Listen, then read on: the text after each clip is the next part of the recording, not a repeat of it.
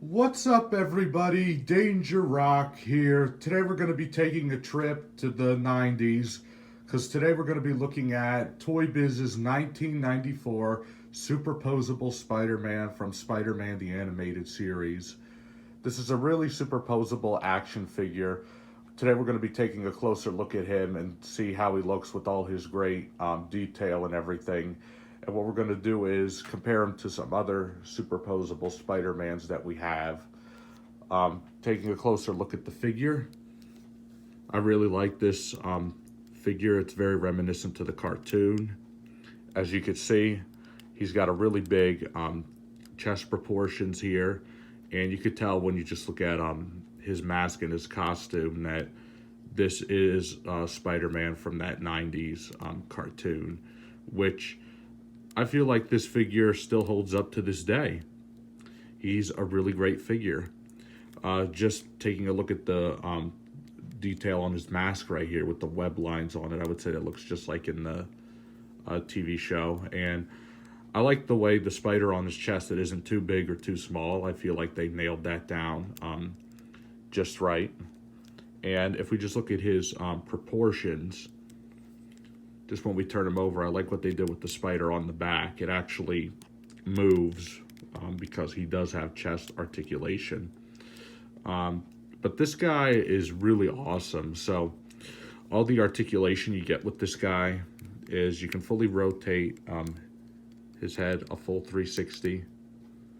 His arms can hinge upward that far. They bend at the elbows. They move in the wrists. His wrists can go that far down, that far up. His arms can go that far and that far up. And if we look at his ab crunch movement right here, his waist can fully rotate. His chest can move that far up, that far down. You could actually get him to do a split. That's really cool. His legs could go out that far.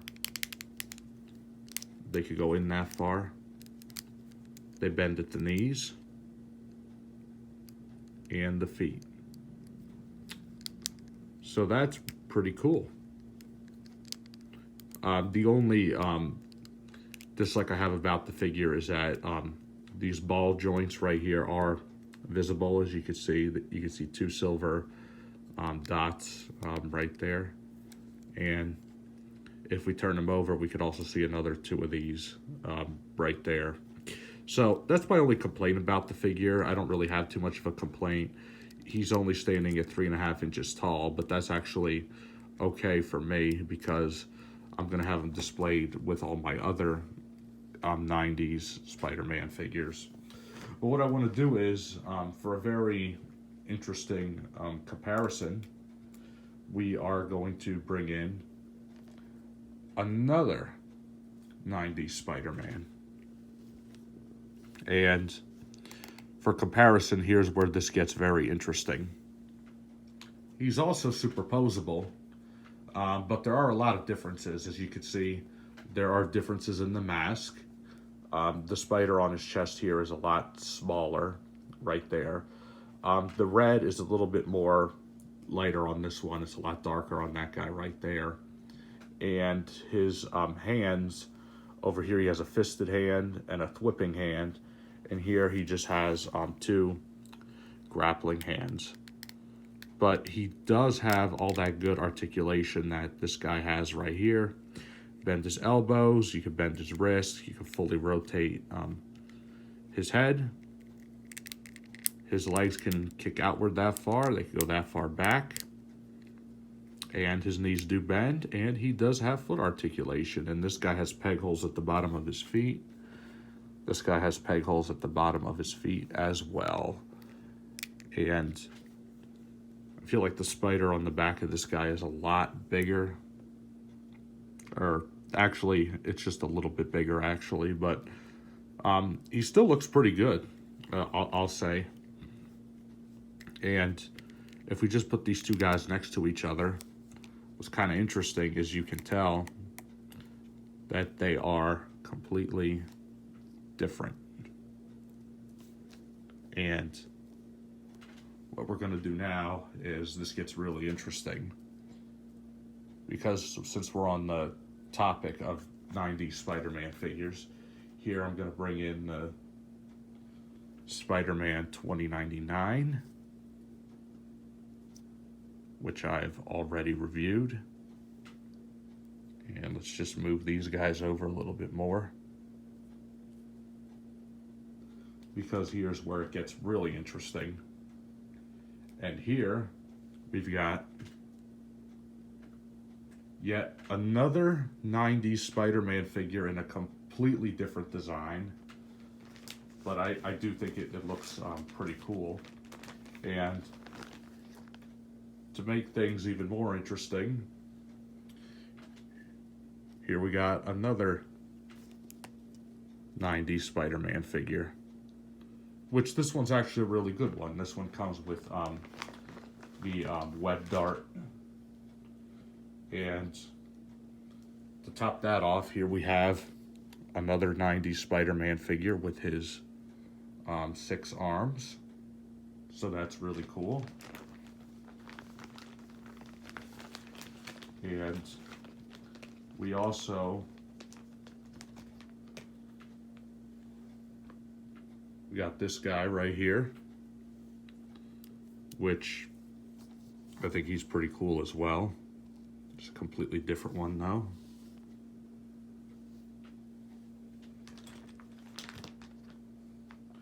And to finish off the comparisons, here we got a much taller guy. We got another guy right here.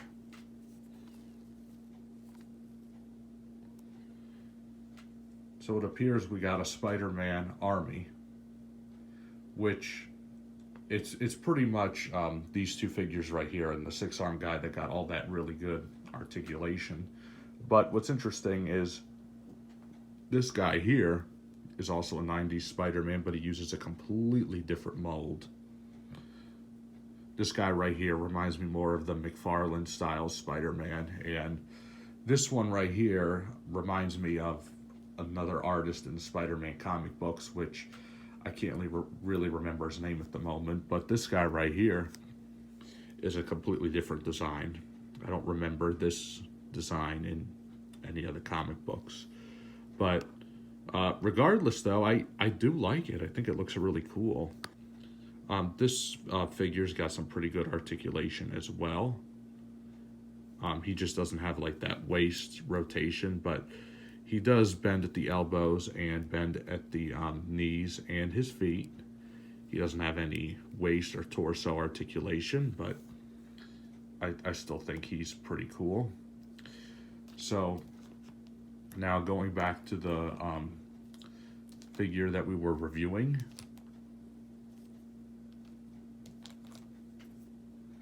Out of all the ones I just showed,